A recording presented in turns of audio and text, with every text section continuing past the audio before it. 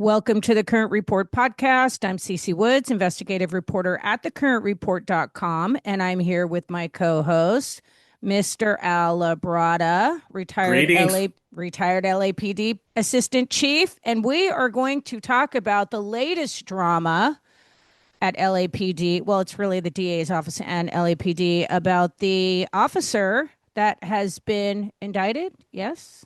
Are we going to Charged criminally. charged? Yeah. Okay, correct terminology. Is charged with a felony for recording racist comments. Uh, 16 counts. 16 okay, counts is not a low blow. It's a pretty high get impact. into it because we hear that Karen Bass is speaking up about this. So tell me what you know. Well, of course they are. They have right now they have nothing good going for them. So it's let's get on the bandwagon kind of thing. Yeah. So this thing, as we know, has been really brewing for over a year. This Mm-hmm. individual, Mr. Flores, was an employee of the recruitment section. It's a group of individuals that really they haven't seen the field for years. They sit there and take photos and try to manage the increase of hiring of LAPD personnel. Mm-hmm. Obviously, not doing a good job because they haven't really been hiring a lot of people, but I don't think it's all their fault. So apparently, this individual started recording for over a year, total of over 90 recordings, making racial, homophobic comments, disparaging comments about females, pretty horrible comments. This investigation has been going on for some time. There was individuals, including the captain that was assigned home, the employees, including the supervisors, have been assigned home. But the way the investigations work for LAPD is there's an administrative investigation. They conclude their investigation, and if they have findings of potential criminal filings, they submit it to the DA's office for filing. In this case, the DA's office, obviously concurred with the recommendations of a criminal filing. In this case, 16 counts. What's I think broken, not broken, what's kind of stirring the pot on this thing on both sides is the potential the optics on this. People are saying, well, he's a poor whistleblower, he was just doing his job and reporting misconduct. Really, it's because, racial comments is not criminal. It's a department violation. The optics are ugly. Can you go to prison for calling somebody a fat homo or something? No, you can't. You can't go to jail for that. It's very disparaging and get you in trouble, but it's not going to send you to jail.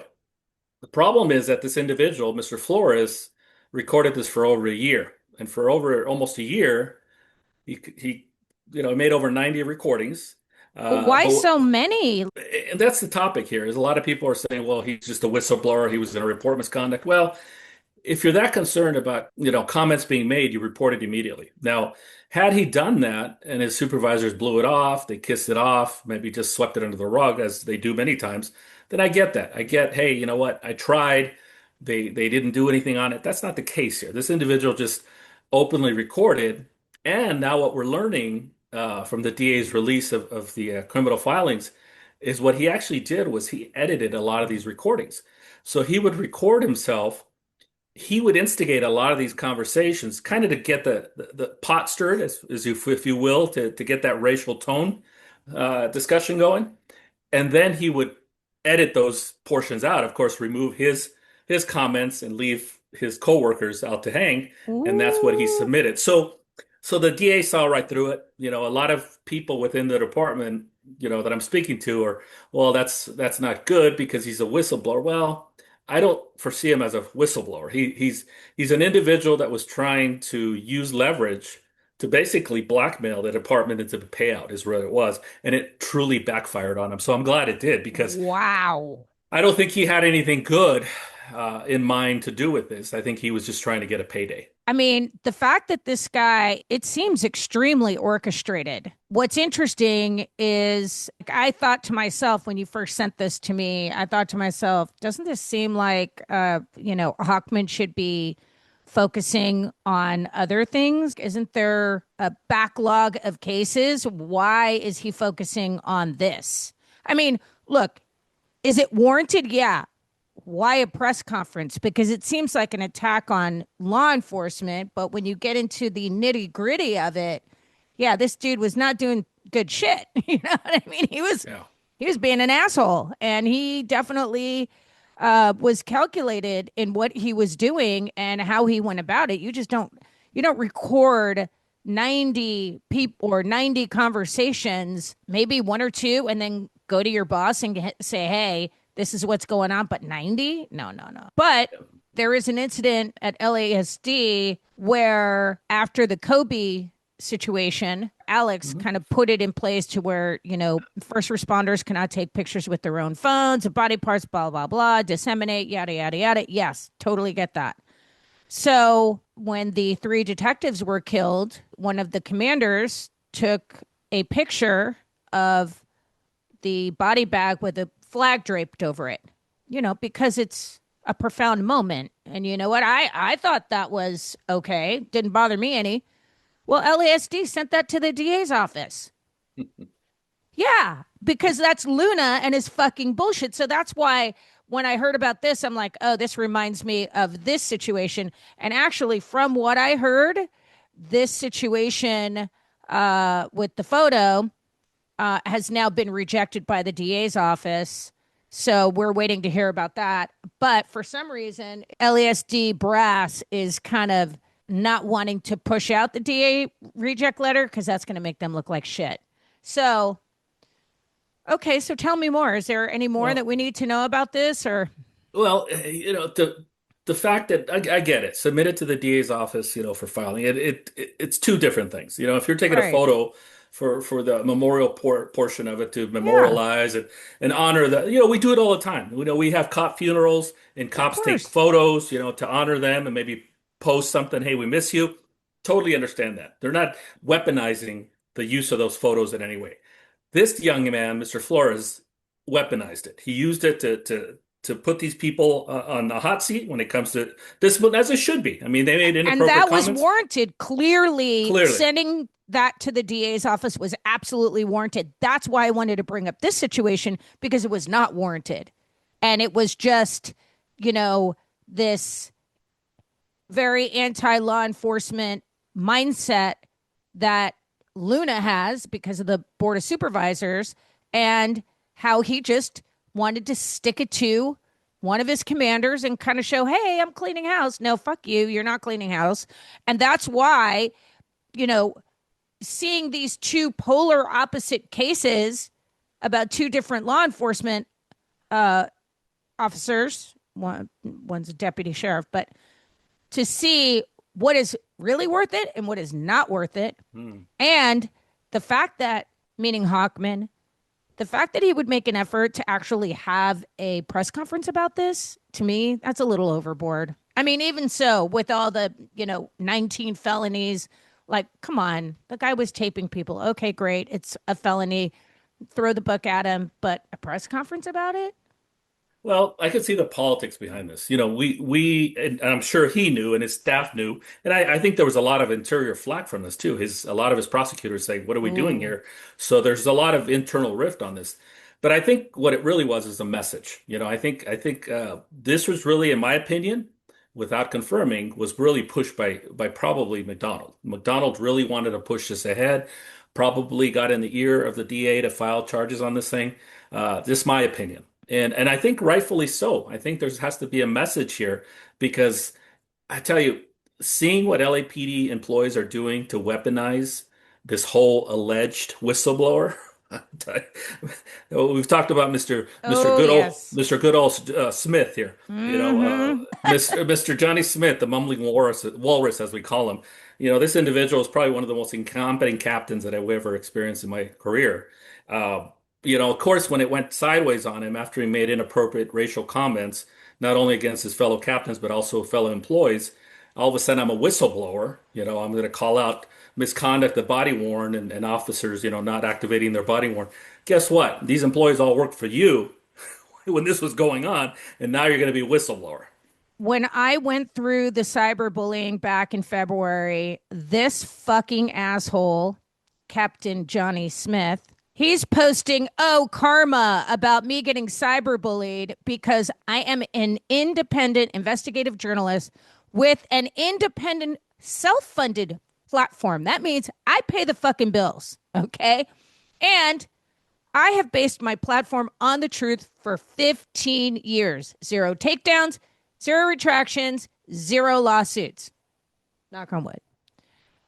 So when the high profile case was going to civil trial, the civil attorney didn't want to have me affect his financial outcome. So he put out the testimony that one of the defendants who contacted me last year, he wanted me to publish what was being suppressed by the media, suppressed in court, was suppressed at the criminal trial. There's a ton of evidence that was suppressed. Mm-hmm. Okay. So the public did not get the real story. There was another person that was responsible for that. And so I got cyberbullied. Oh my God, she's a fraud. She was paid. Yeah, of course I'm paid. Every fucking journalist on the planet, especially mainstream media and network news, etc. We all get paid. Everybody gets paid. Otherwise, the bills don't get paid. So this guy's like, karma. Well, guess what? I got 6,000 more followers on one platform alone. And when the civil trial came up, guess what? I was proven right. Everything I published was the truth. That's all I'm focused on is the truth, but I don't work for free. Yeah. So, but Johnny Smith, like, was reveling in the cyberbullying because I published an article originally on him. So I published the original story and he's like, oh yeah, she's getting cyberbullied. Shut the fuck up. Remember, this is the same individual that's since partnered with a street terrorist who harasses personnel, harasses cops, puts cameras in their faces. That shows you the desperation of this individual to try to sell his whistleblower platform, because it's just really it's pathetic, and it's this taxpayer funded individual that we're paying for. It's embarrassing. It is very embarrassing. I'm going to keep publishing the truth with you by my side, and if you're part of the story, well, sorry, maybe just do your job and don't do anything that we need to write about. How about that? That would be good. So is that all the juicy gossip for now? Or so going back on this Flores thing, it's going to be for a while, I think, in my opinion, I'm sure yours as well, a controversial topic. People are going to say, poor guy, he was just trying to blow the whistle on this thing. No, I think you got to look at the full circumstances of this thing. How long did it take? Why did he wait so long? You got to submit edited versions of the conversation. The script. That's what we call it. The Bell script. We saw the Bell script with the LA Times and Mrs. Nicole, whatever her name is, and how they try to fill up the script for their own benefit. And of course, Miss Silva, we got her script, we got a lot more to reveal on that one. But it's all fun and games until somebody gets called out on it. And it's great that they filed charges in this case, because I think it's a clear message that, hey, you can't manipulate the script for your own personal financial gain, which we're seeing many people do in LAPD.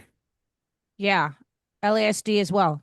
And the bottom line is there are platforms like the current report that exist that will tell the truth. And we are independent for a reason. We don't follow the political bullshit. The machine doesn't tell us what to do. We focus on the truth and telling the public what they need to know. So, okay, well, this was a lively discussion today. That was great. Much needed and overdue. LAPD police officer Daniel Flores is accused of allegedly recording 16 coworkers in LAPD's recruitment and employment division 122 times without their permission. Flores was charged with 16 felony counts of eavesdropping on or recording confidential communications. If convicted, he faced up to 13 years in prison. The LA District Attorney's Office says Flores didn't go through the proper administrative channels when he heard alleged racist, sexist, and homophobic comments. LA District Attorney Nathan Hochman says the case is now expected to go into court, where the defense will ask a judge for judicial diversion. If granted, Flores' case is put off for a year. During the 1 year, Flores would be obligated to obey all laws. If he does obey all the laws at the end of the 1 year time period, the defense can come back and ask for the court to dismiss the case. Al and I are going to continue this conversation on the controversial case regarding an LAPD officer who in my opinion looks guilty as shit. Okay. You think? Who is just skating by after how many indictments was it? Well, he Not had or charges, right? yeah, 16 Sorry, felon not counts indictments. originally. Yeah. 16 felony counts he was charged with of what was it? Felony The eavesdropping, yeah, wiretapping shit. recording, Okay. illegally recording. Illegally recording. 90 recordings, right? Something along So those lines. it turned out to be 122 separate recording incidents. Yeah. So, And then we find out that all of the sudden, Hockman, our DA, Nathan Hockman, is walking it back, which that is so suspect, so sketchy on so many levels. Never mind the fact that this LAPD officer, who probably doesn't have a pot to piss in for the most part, okay? Meaning maybe he lives a good, normal life, but not the kind of life where you can afford Alan Jackson as your attorney. mhm. Okay. That I know for sure because I know people who've had to hire Alan, and they are very wealthy people, very wealthy. And chances are he did it pro bono. Okay, but why? Why this case? Mhm. Like he's used to the cream of the crop murder Yeah. cases. Explain, please. Well, I think we talked about it before. This was a year in the works. This is probably longer. I mean, we're being told it's about a year, prolonging this whole process of recording, and I'm sure during that time he had conversations with not only civil attorneys but criminal attorneys, and how am I going to present this? There's also what we're learning conversations with this individual and his coworkers. It's really just claiming that this whole process is not only for a payout, but also for his ability to stay out of working patrol, to being out in the streets. And that's some of the problems that we face at LAPD. I mean, it's one of my biggest frustrations when I was there. You get these people that stay in these career assignments, inside, whether it's recruitment, whether they're teaching at the academy for 27 years. And they really don't bring anything to the table, in my opinion, and they don't want to go back out. And then we have situations where we do recall them for major incidents, major protests, and they can't even hold a baton straight because they've never done it in a while. So what's frustrating to me, like you said, is the DA, in my opinion, and I had a lot of conversations back and forth with coworkers, retired and active as well. A lot of people are siding with this Flores guy, saying, he's just a whistleblower. You know, I don't care how you look at it. If this individual had come forward when this first started, blew the whistle, made the allegations, and then they blew him off at the supervisor level, I get it. I get it. Say, he's going to record it because nobody believes him. He's got to have some proof. That's not the case here. This individual instigated many of these conversations, which means he probably said racial comments as well, and then obviously then deleted Kind of some of egg those him comments. on. Yeah, To he's egg him egging, on. egging him on, and then he deletes his version of those comments, and then only submits, of course, what he feels is going to be detrimental to those that he's alleging this.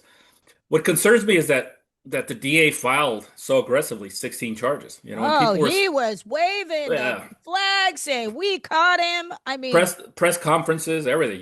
He had everything, and so I thought, okay, maybe he's going to stick to his guns because he's probably got a lot of evidence, which it appears he does. But to backtrack like that is the political surrendering that we've seen in the city, even before Mr. Gascon, we've but had it. but why?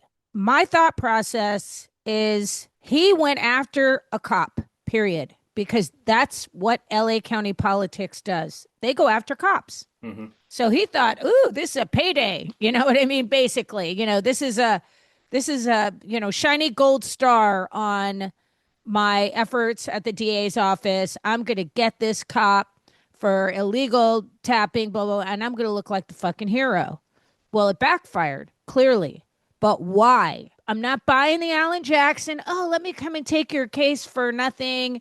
I'm not buying any of it. Any of it. At all on any level. It's not only a payday for the officer, I mean, for the attorneys as well. It's just a high profile incident. You knew it was going to garner a lot of attention. The DA knew that was going to happen.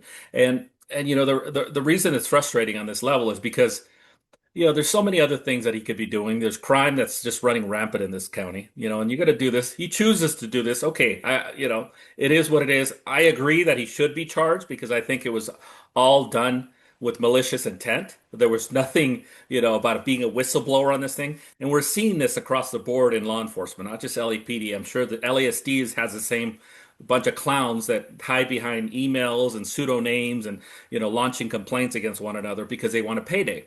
And so this is just one proof of that, where they had clear evidence of criminal behavior behind it, and they should have pursued it, in my opinion. But the politics always wins, and I think looking back, I think it's the optics was ugly on the onset. Yeah, it looked ugly for a person that hasn't really experienced anything in law enforcement or even prosecution or the judicial system. On the optics, it looks ugly. These poor individuals, poor individual was reporting misconduct by officers making racial comments, disparaging comments. He should be supported and acknowledged for whistleblowing. Well, you got to look at all the facts that led to how he reported it and what he did to try to secure a payday. So you got to look at both sides. But the optics were ugly on the onset, and I think they're even worse now when he's backtracking, in my opinion. Way worse. But even what I thought in the beginning, I'm like, you're really going to make a big circus out of this? Like, if you're pursuing this, I get it in your office, but why are you going to make such a big press circus about something that is it was murky. Everything Yeah, about it was murky, right? yeah. So I was very confused. Something did not seem right about, well, the only thing that I could see that made sense was Hockman going after a cop, which is typical LA County bullshit, right? LA County political bullshit, Hmm. especially the DSA. They're anti-cop. So I could see that. But then now we have Karen Bass coming out and then freaking Alan Jackson coming to the Hmm. rescue. That threw me for the biggest loop because this guy cannot afford it. And why in the hell would Alan Jackson take on a case like this pro bono? I don't care if it's a few little, press clips. He can get that all day long. He's got Alan Jackson has Fraser Baum as a client. That kid killed 4 Pepperdine students. A trial is going to happen here pretty quickly. He's going to get Hmm. all the press in the world for that. He got all of the press in the world for Karen Reed. He has high profile cases. Oh, and Nick Reiner.